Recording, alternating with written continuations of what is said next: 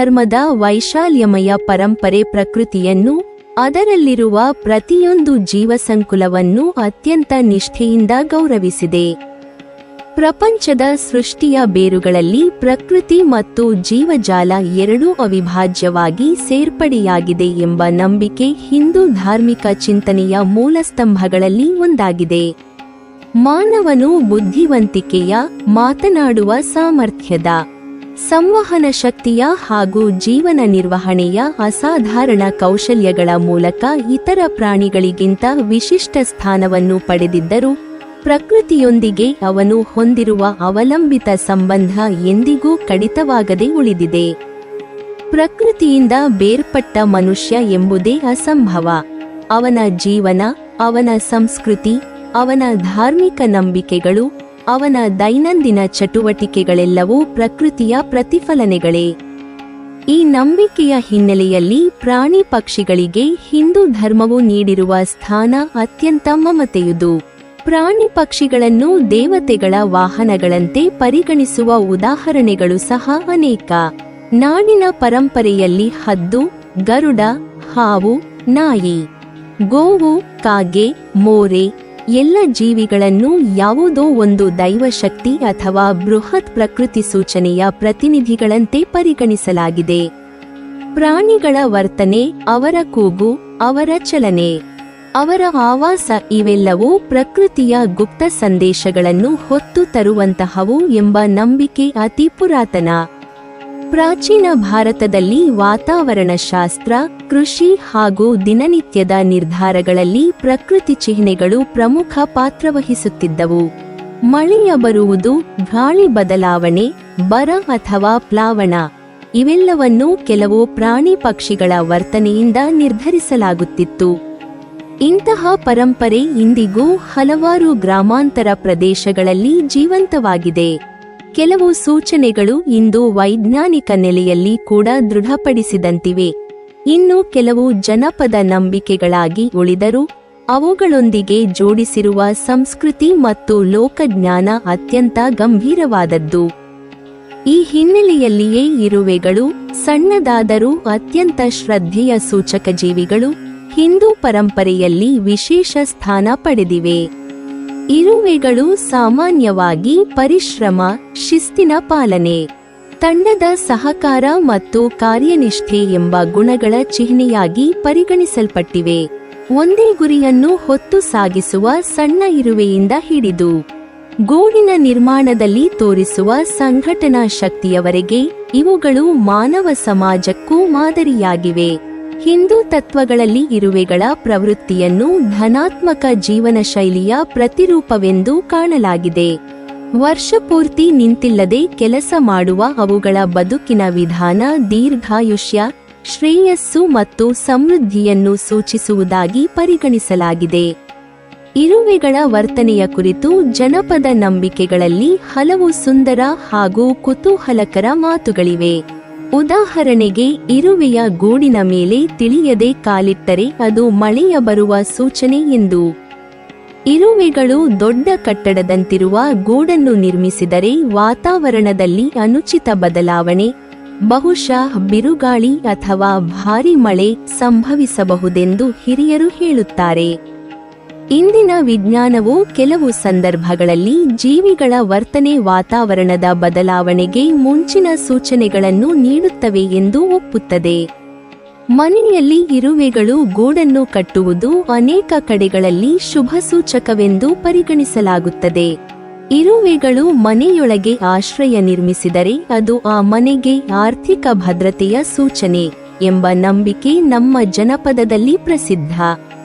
ಇದು ಕೇವಲ ಮೂಢನಂಬಿಕೆ ಎಂಬಷ್ಟರಲ್ಲಿ ಅಲ್ಲ. ಇರುವೆ ಎಂಬ ಜೀವಿ ಆಹಾರ ಇರುವ ಸ್ಥಳಕ್ಕೆ ಬರುತ್ತದೆ. ಆಹಾರದ ಲಭ್ಯತೆ ಮನೆ ಸಮೃದ್ಧಿಯ ಸಂಕೇತ ಎನ್ನುವುದು ತನ್ನದೇ ತಾರ್ಕಿಕ ಅರ್ಥವನ್ನು ಹೊಂದಿದೆ. ಹೀಗಾಗಿ ಇರುವೆಗಳ ಉಪಸ್ಥಿತಿ ಸಮೃದ್ಧಿ, ಬೆಳವಣಿಗೆ ಮತ್ತು ಪರಿವಾರದ ಏಳ್ಗೆಗೆ ಸಹಕಾರಿಯೆಂದು ಜನಮಾನಸದಲ್ಲಿ ಗಾಢವಾಗಿದೆ. ಇರುವೆಗಳ ಶಿಸ್ತುಮಯ ಜೀವನ ಶೈಲಿ, ಸಂಘಟನೆಯ ಶಕ್ತಿ, ಕೆಲಸದ ನಿಷ್ಠೆ ಇವೆಲ್ಲವೂ ಮಾನವ ಸಮಾಜಕ್ಕೆ ನೀಡುವ ಮೌನೋಪದೇಶದಂಥವು. ಹಿಂದೂ ಧರ್ಮದಲ್ಲಿ ಪ್ರತಿಯೊಂದು ಪ್ರಾಣಿಗೂ ದೈವಿಕತೆ ನೇಕರಲಾಗಿದೆ.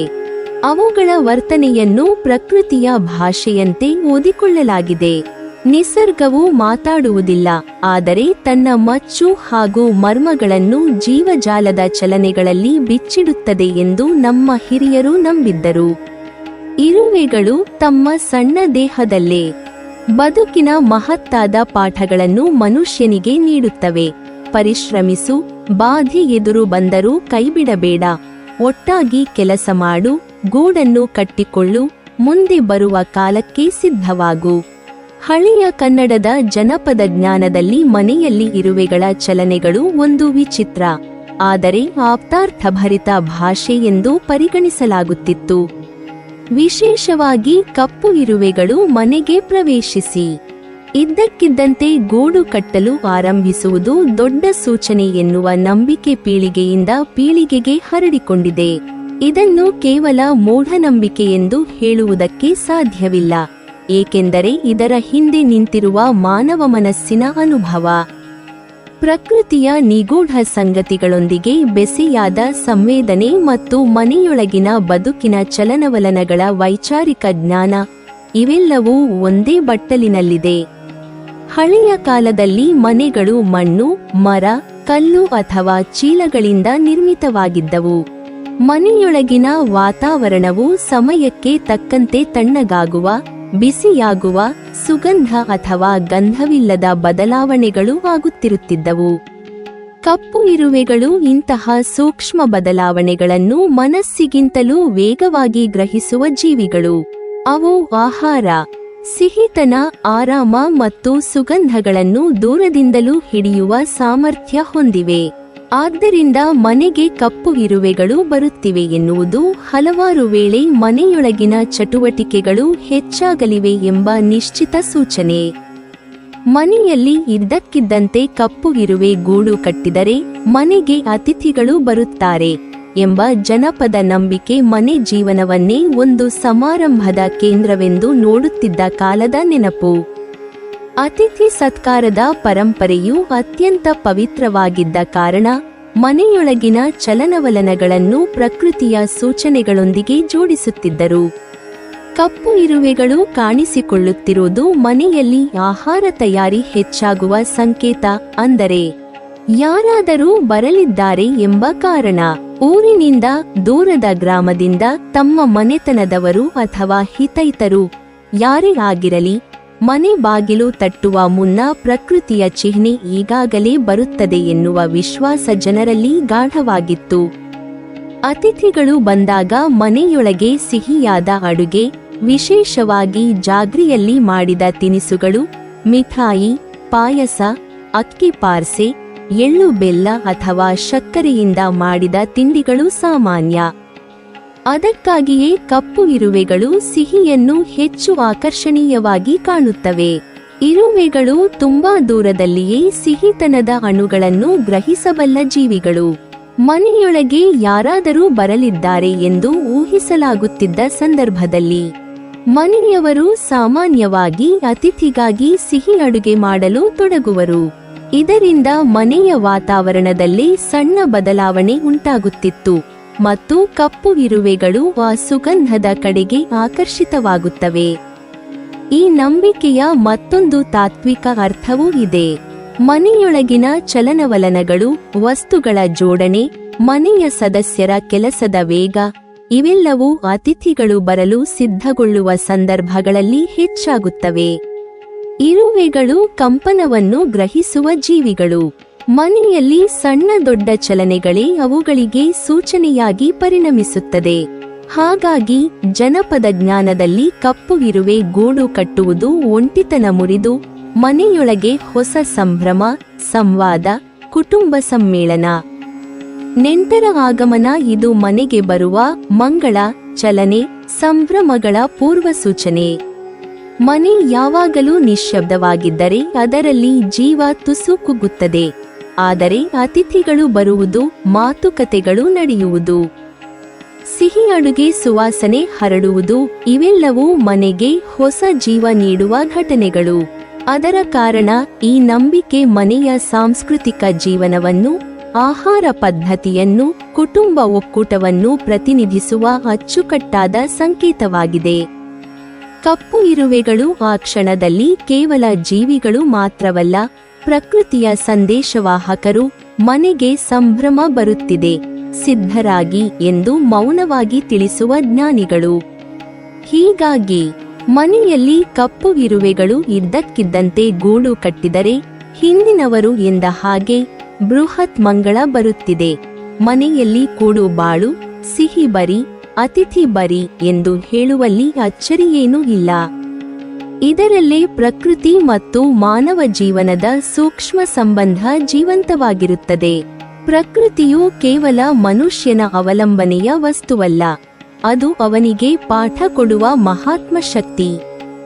ಇರುವೆಗಳಂತಹ ಜೀವಿಗಳ ವರ್ತನೆಯನ್ನು ಗಮನಿಸುವುದು ಕೇವಲ ನಂಬಿಕೆಗಳ ವಿಷಯವಲ್ಲ, ಅದು ಜೀವನದ ಸಣ್ಣ ಸತ್ಯಗಳನ್ನು ಅರಿಯುವ ಒಂದು ಸಾಂಸ್ಕೃತಿಕ ಕಲೆಯೂ ಹೌದು. ಈ ರೀತಿಯಲ್ಲಿ ಇರುವೆಗಳ ಬಗ್ಗೆ ಇರುವ ನಂಬಿಕೆಗಳು ಪ್ರಕೃತಿಯೊಂದಿಗಿನ ಮನುಷ್ಯನ ಬಾಂಧವ್ಯದ ಸುಂದರ ಪ್ರತಿಫಲನ. ಪ್ರಾಣಿಗಳಿಂದ ಬರುವ ಸಂದೇಶಗಳನ್ನು ಮನುಷ್ಯನು ಓದಿ ತನ್ನ ಬದುಕನ್ನು ಸರಿಹೊಂದಿಸುವ ಪರಂಪರೆ ಹಿಂದೂ ಧಾರ್ಮಿಕ ಚಿಂತನೆಗೆ ಒಂದು ಜೀವಂತ ಸ್ಪಂದನವನ್ನು ನೀಡುತ್ತದೆ. ನೀವಿನ್ನೂ ನಮ್ಮ ಚಾನೆಲ್ ಅನ್ನು ಸಬ್ಸ್ಕ್ರೈಬ್ ಮಾಡಿಲ್ವಾ? ಹಾಗಾದರೆ ಈ ಕೂಡಲೇ ನಮ್ಮ ಇಂದ್ರಜಾಲ ಚಾನೆಲ್ ಅನ್ನು ಸಬ್ಸ್ಕ್ರೈಬ್ ಮಾಡಿ ಮತ್ತು ಪಕ್ಕದಲ್ಲಿರುವ ಬೆಲ್ ಐಕಾನ್ ಅನ್ನು ಕ್ಲಿಕ್ ಮಾಡಿದರೆ ನಮ್ಮ ಹೊಸ ವಿಡಿಯೋಗಳನ್ನು ನೀವು ನೋಡಬಹುದು.